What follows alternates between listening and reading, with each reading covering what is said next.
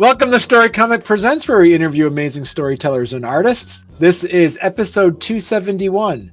I'm your host, Barney Smith of Storycomic.com, and we're excited to have with us the internationally acclaimed and talented comic publisher of Unstoppable Comics, JayDee Rosario. What is up, Streamland? How's everybody doing tonight? So you're here. We were here to talk about your latest Kickstarter, Stormchasers Volumes 1 and 2, which is coming out very, very soon as of this recording. Sir. Yes, sir. And this is the masthead title of Unstoppable Comics, isn't it? That is correct. I started with ash cans or fanzines. I don't know if people are familiar with that, right? But it's pretty much stuff that you can print out on your own home computer. And they were originally 12 pages that I was trying to utilize as my resume, as my way to get out there. And it did not prove as effective as I had hoped going into it. There was a lot that I needed to learn when it came to not just writing comics, but learning how to self-publish. Right. So I was lucky enough to come around in the early days of print on demand, right? We're talking about 2003, 2002, around there, stuff like that. There was a small printer out in Jersey that was doing things, for about $2. And I learned, okay, there's things that I have to add. And I built that up and I expanded that stuff. But again, there were speed bumps that I needed to overcome. And once I got the ball rolling, Stormchasers did become that masthead for me because I'd spent that much time learning, developing, becoming a storyteller, learning 3-act structure that I bit off the biggest chunk and try to do all of that in a team book, which is not the best first option for a brand new writer out there, a brand new self-publisher. But we learned and we had people stick with us. The very first New York Comic Con that I had done was when I was I guess I had got my sea legs, right? And I showed up at the convention with Stormchasers issue number 4, which was print on demand, but it was a full 24-page book and a source book with a couple t-shirts. And dude, we banged it out. And I'm like, oh my God. It wasn't just people buying the book, it was people investing in me. So I also felt that it wasn't enough to just put out a comic book. I had to show people that I was getting better. I was utilizing the money that they spent on me to take a chance to show them, hey, this is what we can do. This is what we can do better. And we lasted long enough in self-publishing until the advent of crowdfunding. And once that bad boy came out, a lot more books came out with the Stormchasers and spin-offs from there as well. Because you started in 2008, right? I started the official Unstoppable Comics brand in 2008. Right. But I had done, the fanzines, the ash cans prior to that. Right. And no, because you mentioned too in some previous interviews, and before we went live, I was talking about how I just listened to a lot of your previous interviews. Thank you. You're taking it. You're kind of going back to basics a little bit with what the indie publishers are doing now, where people are really concentrating on print on demand. But you are now going back to offset printing, right? Correct? Right. For me, I felt that the biggest difference between offset printing and print on demand, and not knocking anyone that uses either form, for me, it's offset printing is choosing long-term growth over print on demand, which I feel is short-term sales, right? If you want to get your story out there and you're not looking past 5 years, you just want to get this, maybe it's 3 or 4 issues. Yeah, print on demand, get it out there, right? Bring it into the world, no problem. But if you want to have longevity, I feel offset is the way to go, because you're buying in bulk, you're spending almost the same amount of money that you would have if you're hitting print on demand 3 or 4 times for a couple hundred issues, right? So you might as well bite the bullet early on, put that investment into offset printing, buy in bulk, right? Where you can get a single issue, full color, 24 pages for around $1, more or less, right? Hmm. And if you're charging $5, well, you've got room. You've got room, right? You've got room not just to hit almost a 400% margin, maybe turn a profit, but also room to develop that nest egg where you can pay the rest of your collaborators to keep going with more content. Right. Because as you say, mentioning it from like the Kickstarter perspective, is that do you support the process of the fact that Kickstarter, the funds that are raising are going to be going towards the next book, and you've already paid in advance what the Kickstarter is, so that way the book's done, so it's more of a pre-order setup? 100%, right? Okay. As soon as we launch, it's because we've gotten everything done. The coloring, the lettering, I've developed my own, I don't want to call it a marketing package, right? But I've gone through my checklist. And I want to make sure that we have not just what we're going to post throughout the days of the campaign within social media, but what we're also going to post in the updates.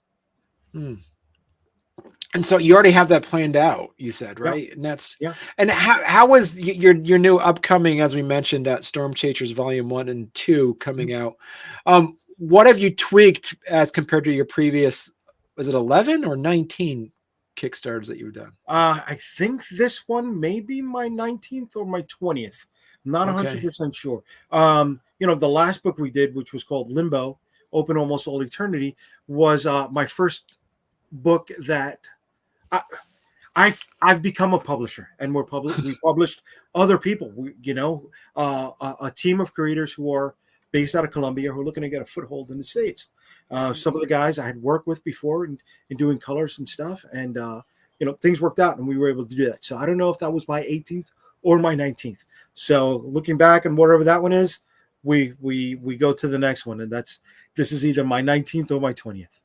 And so you mentioned as well as that your official guide to Unstoppable Comics, is that your, as you mentioned, like your version of like the Marvel Universe and the Who's Who? 100%, dude.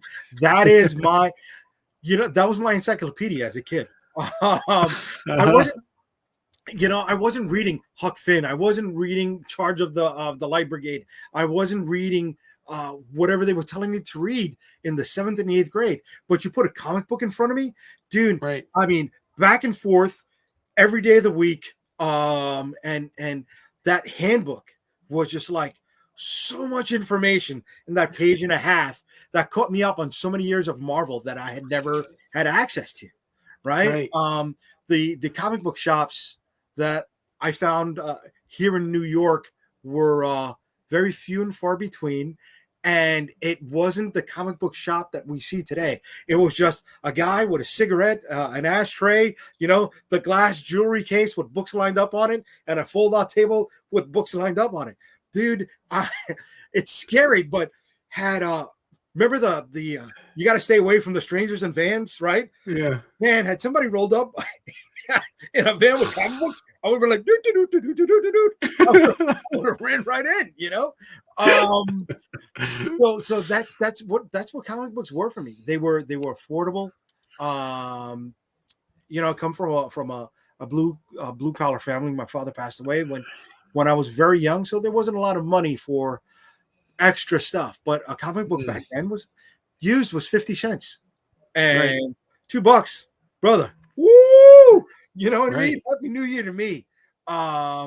So yeah, heck, even like JayDee, you famously wrote your school book on the Dark Phoenix saga. You just took out the names of the superheroes. Oh my God, Marty, you spend way too much time, dude. Thank you so much. Yes, I was in high school. I don't know if I was a junior or a sophomore. But yeah, I wrote a book report on the Dark Phoenix saga, and instead of using their code names, I used everyone's regular name to make it seem legitimate, I guess. I don't know. So let me ask you this then, because of Unstoppable Comics, you've kind of created this Unstoppable Comics universe. Did you do this because of the fact that you have this insatiable need to be creative, or are you doing this as a consistent love letter to the genre that you love so much? both, both, and also a little bit of stubbornness and a lot of stupidity to think that I was good enough to do this at the outset, right? Right. But again, it's taken time to learn, and now that Right. I've learned, it's like, yeah, I can keep this going. I've learned Right. a lot, and that just reinforces the love letter that I had for this, Right. right? That also gives me that outlet for the creativity. I Right. could be in the car with my wife, and sometimes I'll zone out. And after about 5 minutes, she's like, I could smell the gears burning, right? And there's times where we're lying in bed and it's just like, and I sleep with the phone next to me, and I'm like, Siri, take a note. And it's just I'll spat out whatever is in my head, and Siri will make up something else. So in the morning, there's that magical synergy. Like, did I say that, or is this just like something new that I can build off of? So yeah, I'm definitely a creative person. I love to cook. I love to have that polish. Right. I love to present. I love to peacock every once in a while also. Yeah. But no, but how would you compare it, as you mentioned earlier, like issue number one that you put together? What are some of the things when you read it now after so many issues and so many titles you've created? What are some of those kind of like publisher cringeworthy things like, I Oh wish I could have man. changed this? Lettering. First off, again, I thought it was somebody that, I knew what I was doing. No. Mm, You learn through experience, and I'll look at it and I'm like, oh, okay, this needs to be updated. Definitely storytelling. It's moments in comic books where you got to pay attention to what happens at the page breaks, right? What happens right. at the page turn? How do you keep them invested? Things like that. Little emotional beats that I missed out on, that I see, I could have filled in something over here to reinforce this person's connection or this person's frustration with another one. Mm, yeah. And so what would you do, for instance, is like, how often, now that you've been established for since 2008, so 15 years Yeah. that you've had We Unstoppable actually, Comics. yeah. We just celebrate the 29th, yesterday. Yesterday is our Wow. anniversary date. Yeah. Right. Yeah. Do you, what's the biggest piece of advice that you give indie creators that come to you, new indie creators, and say, hey, can you check out the script?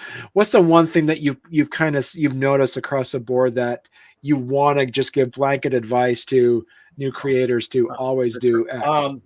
Never say no to yourself, right? Hmm. Self-doubt is the biggest obstacle for indie creators, right?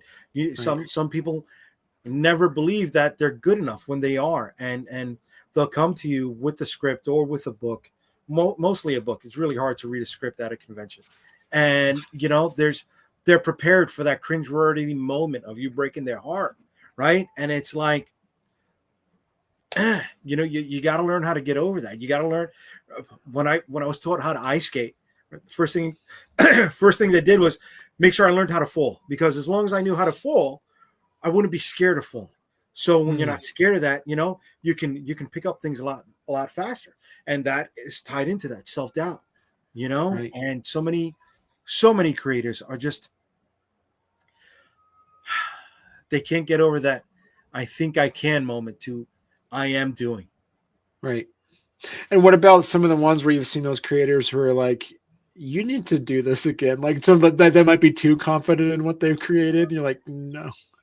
Well, dude, I when they come to me like that, with that proud chest, I I I I have a lot quicker conversation with them, right?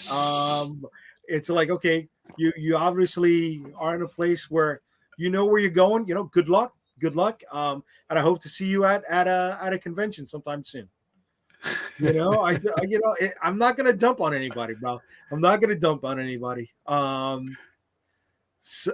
yeah, there's those moments, and then there's the ones that are beyond that, right? Right. And then there's the creators who are peers, right? Yeah. in the indie community who on social they are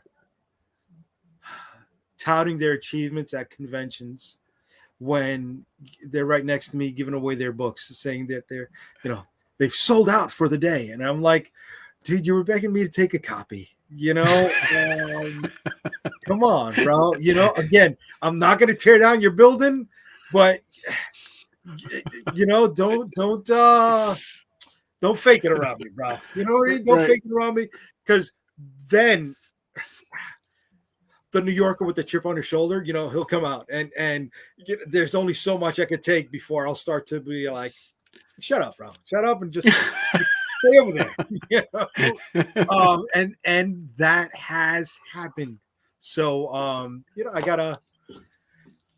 gotta learn how to be personable in all aspects, because at the end of the day, my reactions are seen by so many different people, and the slightest thing could be expanded upon the slightest negative moment can be expanded upon socially by so many others. That may cost me sales, right? That may cost the team that's there with me, because sometimes I have collaborators who are there doing sketch covers and stuff like that, and I don't want to cost them money. Right. And I need to learn how to, button it up, no matter how much it's making my tongue bleed at sometimes. And you bring up a good point, because right now, Jay, that you created Unstoppable Comics. Do you consider it a success at a point when an Unstoppable Comics becomes its own separate personality than you? Oh yeah. We started with superhero. We were able to expand into zombie, right? Horror, supernatural, and dark fantasy. So the fact that there's so many different facades, right? There's so many different categories that we're able to dive into successfully, and for it to pick up traction. It's exciting, right? And knowing that that's going to lead you to make more stuff later on, it keeps that wheel greased. And so talk to us a little bit about that, because you mentioned a little bit earlier that you just recently launched your first title that you did not specifically write. Right. It was the perfect moment, right? It was the right place, right time. I had a gap in my schedule, and the guys brought me an idea, and it was an idea for dark fantasy that we weren't doing. So it just it clicked, right? They had stuff that was ready to go. They have 3 issues that are ready to go. So I don't need to wonder, okay, when is it going to show up in my programming schedule, right? Because I can slot it in between this and that, and not have my supporter base. I can't say fan base. I can't say customers. I don't want to knock them like that, because they've been supporting all of us. So find a way to get that in there without making them feel like they're overwhelmed, right? Without digging into their pocketbooks way too much, because money's tight nowadays. Right. And now, how do you work as somebody that you actually have a publisher of your own comics, your own business here? How do you prioritize what next creative endeavor is going to be in the forefront? That is something I'm still learning how to do. Right. I can't lie. I can't say, yeah, I got it in the bag. Bringing them on was also a moment where I said, I've had so many different books that were successful, fulfilled, right? Achieved, brought into the world. I said, oh, I got this in the bag. And I can do that also for somebody else while continue to do what I'm doing for myself. And nope, that was not the case. I learned there's a whole new set of plates I got to learn how to spin. And, I've been dropping them. I can't say I haven't, right? I thought we were going to be able to launch a book every 2 months from now until September of 2025. Huh. And while I still have the content ready to go for that, finding ways to pick up the plates that I dropped in between that month when I'm not running a campaign is costing me time to get the next one out. Right. And so are all of these part of the same shared universe? Some of them are, some of them aren't. So the Okay. Stormchasers, Shield of the Interceptor, Unstoppable Origins, and the Character Guide, yes, that's part of the Yeah. same universe there. Vicky Six, you know what? I haven't come to that point yet. Hmm. New York versus the World, definitely no, and Limbo, definitely not. You know, Okay. but there are nice little Easter eggs. So at one point in one of the Stormchasers books, you go into the weight room and you'll see the floor mat as the logo for New York versus the World. Um, in Limbo, you'll see on the in the glass stained chapel, some of the stained glass is different books from Unstoppable Comics. So it's a nice way to say you don't have to buy everything, but if you do, here's these little rewards for doing so. Right. Yeah. I love like Shield of the Intercept. That's a really cool origin story. Do you want to just tell our listeners out there what the origin? That is a pretty brilliant Dude, origin that story. is my book, dude. So are we talking about the inception of it personally, or are we talking about the story wise? Because Oh, there's both. Yeah, both. I've heard you talk about them both, and I wanted to okay, share it on my on this show. Yeah. okay, cool. So man, um, okay, so growing up, I loved Captain America. I did. Mhm. Um, but there were, the comic book shops weren't close to me, so it was picking it up on a newsstand or in a bodega used whenever I could, and I never had consecutive issues. So when I finally got to go to the mall and Barnes and Nobles or Walden Books on a regular basis, the John Walker era of Captain America was going very strong, and he went from Super Patriot to being Captain America, and he had a sidekick, right? And his sidekick was named Bucky, an African American man. And I picked up that issue when I was in Puerto Rico with one of my grandmothers who was Afro Latina, right? Very dark skinned woman with a blowout, and that was my moment with her, right? We picked it up, and she goes, "Look, one of them looks like you, and one of them looks like me." And I'm like, oh man, as a kid, that character who ended up becoming Battlestar, and the inspiration for who the Interceptor from Shield and the Interceptor became, was my moment, right? That was it. That was my bonding. That's as close to a Puerto Rican superhero as I was ever going to have as a kid. Because prior to that, we had the White Tiger and we had Vibe over in DC. There were no martial arts or tigers of any form on the island of Puerto Rico for the White Tiger, and there was, a breakdancing cart teeth becoming a superhero in the 80s. Well, that's not the most inspiring origin. So so that character always stuck with me, right? And I came to the point where I was expanding on the cast of the Stormchasers, and he was going to be somebody inspired by the Three Musketeers and Alexander Dumas. But it didn't flow that way. I liked swords. Growing up in the 80s, we had swords everywhere. Thundercats, He-Man, Voltron had a big sword. But you know what? In cartoons, they never used it. So what's the use of having a sword if you're not going to use it? Go back to the Captain America thing with the shield, and I love the shield slinging.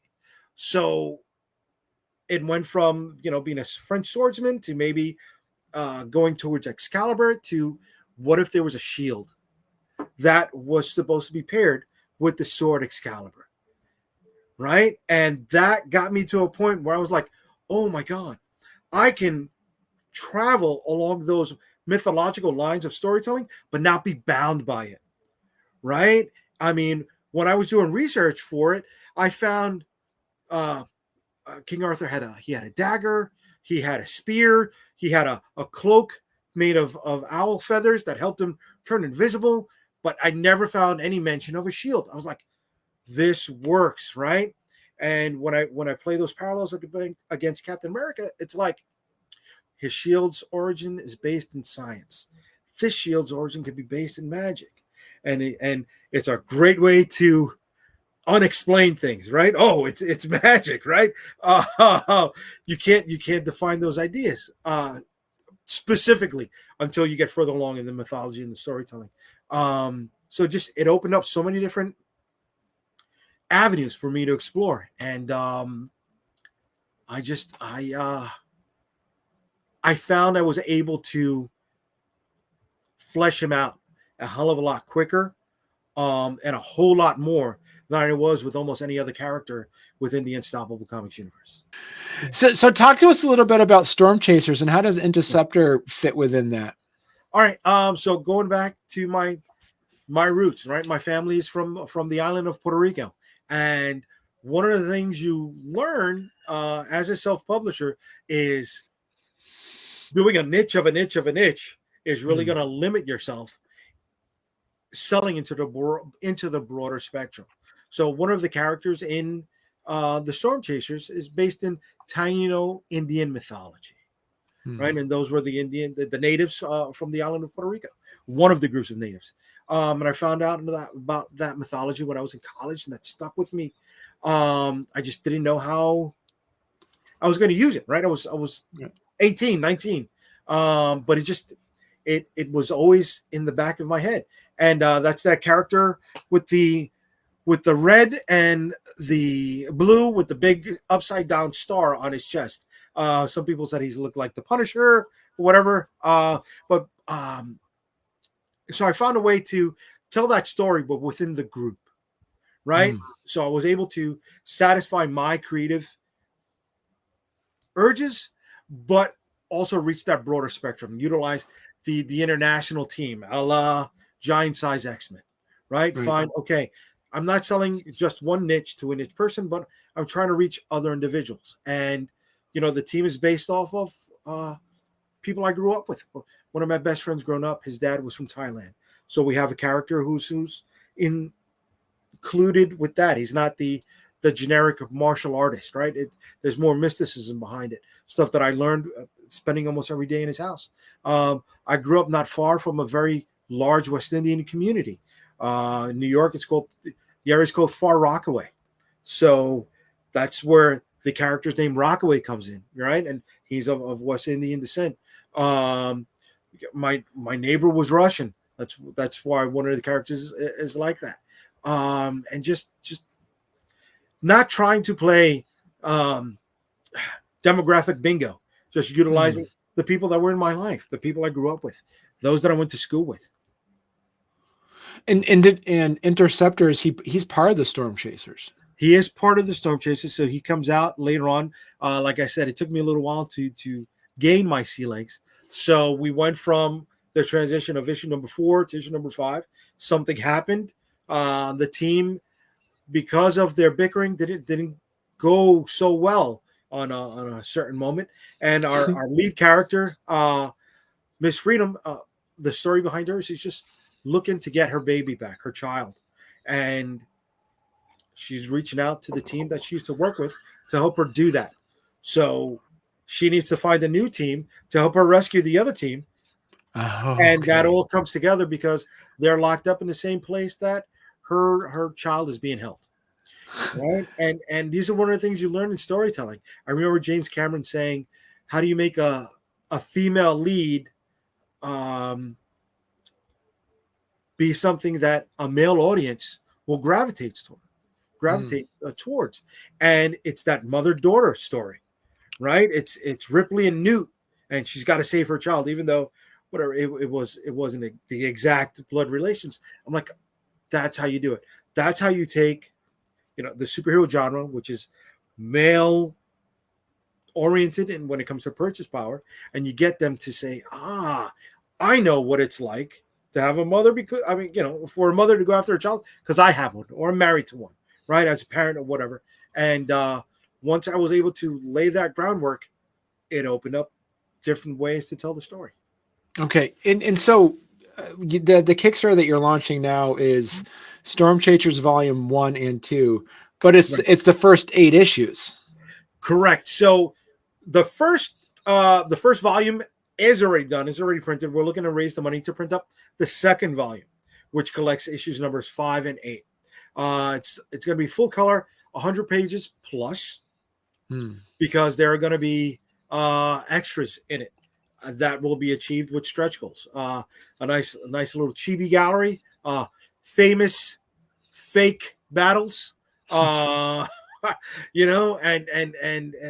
I look at it like I'm building a DVD, right? What kind of deleted scenes, what kind of little bonus material can you have that would make somebody who purchased the original material come back for more? So say for instance, because last year you came out with issues 1 through 8 as well as a Kickstarter. Correct. And what would you do to listen to your readers and fans who said, JD, should I back volumes 1 and 2 because it's already encompassing issues 1 through 8, but I already bought issues 1 through 8? Right. So there's extra material in there. Okay. There's bonuses like we do trading cards. So one of the awesome things is whenever we launch a new Kickstarter, there are stretch goals. So that could be incentivizing some of the people to come back because they want to complete that set. There have been other books that have come out since that point as well. We've had Vicky Styx, which is our supernatural book. We've had Limbo, which is our dark fantasy. Maybe they didn't pick those up. So if they want to save on shipping, this is an opportunity for them to do that because they can pick up that material that fills the gaps within their collection. So they're not bound by just this book. There's other things they can pick up as well. Okay. All right. Perfect. If people want to learn more about Unstoppable Comics, where's the best place they could go to? Unstoppablecomics.com. Okay. That is the one thing that we own in this social landscape that I can always push to people. And so if they're looking for any of our social links, they can find our Twitter there on the side. On the top, there's a social media tab, which can take them to our main social media sources, which would be Facebook, Twitter, or Instagram. I got to start to add that YouTube in there. Being a small publisher, we run lean. We run lean, and trying to find time to do everything is more like, okay, what fire do I have to put out today? And that's the thing that runs to the top of the list. So the other things that you have to do as well, they start to push down because you've got to put out those other fires. Right. And so as you say, so this is going to be your 20th Kickstarter according to Kickstarter on here. Thank you, sir. Yeah. See, you're right on top of it. But so great. So Jay, what's next? What's next for Unstoppable Comics after this Kickstarter? Okay, so we're going to be coming out with Limbo issue number 2 after that. Okay. Hopefully we can get this done in a 2-month period. So we'll have 1 month of promotion, 1 month of fulfillment, and then the beginning of month 3 would be the launch of Limbo issue number 2. After issue number 2 of Limbo, we are going to be doing New York versus the World, our next the continuation of our zombie book, our zombie series. After that, we're coming back to Limbo issue number 3, which is going to complete that miniseries. After that, we're coming back to The Dead Princess Vicky Styx number 2. That's going to be illustrated by Omar Frankia, who's done work for DC on Suicide Squad. He's done some work for Star Wars Legacy. If you picked up the Catwoman animated series for DC recently, he did the artwork on that cover. So he's going to be doing that. We've got a ton of more cards coming out. One of the awesome things we did on the last campaign was I don't have a frequent flyer program, right? I don't have a stamp card, that I can punch for a free coffee with every 7th purchase. But there have been quite a few people that have supported us. So there's going to be holochrome trading cards. So anybody who has supported us before and they're coming back, you know what? That's in there automatically as a thank you for continuing to support us. So it went well on the last campaign, and we're doing it on this one. We're going to keep doing that. So that's a nice plus to help stretch a buck, right? For everybody who's out there. After that, we have Shield of the Interceptor, which is coming back. So that's going to be volume 2, issue number 1. On that, it's going to be illustrated by Andres Barrero, written by me, colored by Champion Ramirez. After that, I'm publishing another graphic novel from a frequent collaborator by the name of Carlos Granda, and it is going to be our first YA book based on a young lady who is fighting her night terrors that are coming to life. Wow. That's going to be a 110-page original graphic novel, originally published in Colombia in Spanish in black and white. So that's going to be full color and translated here in English. Then we continue with Vicky Sticks number 3, Shield of the Interceptor, volume 2, number 2, taking us all the way into the beginning of 2025, when we're going to collect the 3-issue mini from Limbo and add some bonus pages in there as well, whatever deleted scenes that those guys are working on right now. So there are going to be certain characters that pop up in the series if you follow that. So it's, what happens in the 2 or 3 pages prior to you meeting that character for the first time on that page. So There'll be about at least 3 different 3-page scenes added to the graphic novel collection of Limbo volume 1. And then the Stormchasers are coming back in September of 2025 with original artist Russ Leach. So I'm excited to get the band back together with that. Awesome. Jay, you need to come back on then for your next Kickstarter. Barney, I'm ready, brother. I'm ready. Yeah. Dude, this is fun, man. Thank you. Awesome. Thank you, brother. All right. Thank you very much.